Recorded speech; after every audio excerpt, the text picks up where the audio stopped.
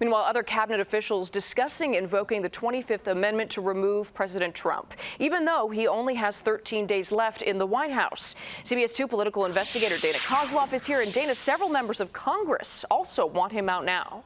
By our count, 10 Illinois congressmen now support invoking the 25th Amendment. So does Illinois Senator Dick Durbin. However, it could all fall to Congress's feet if the president is not on board.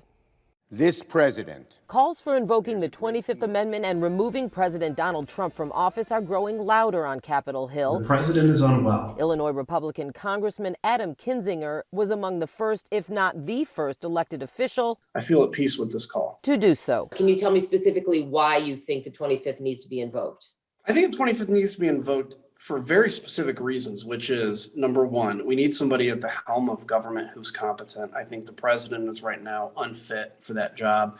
And secondly, our enemies are watching.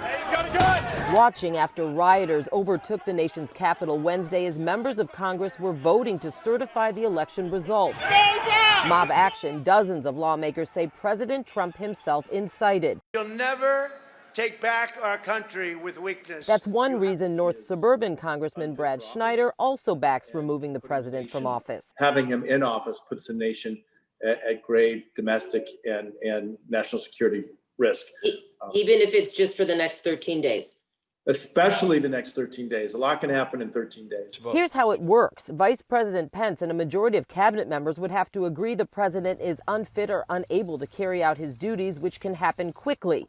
But there's a catch. It only stops on that first part if the president agrees to step down. We will not take it anymore. If the president doesn't agree, constitutional expert Suzanne Chad says he resumes power until the vice president and cabinet members again transmit he's unable to discharge his duties.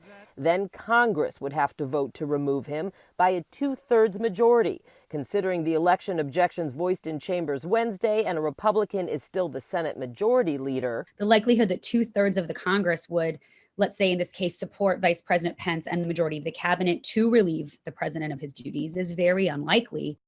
Congressman Kinzinger says the 21st invocation could also be reversed if necessary. Now, some lawmakers are also calling for impeachment, but considering that timeline and the need for a Senate trial, that option is likely not viable.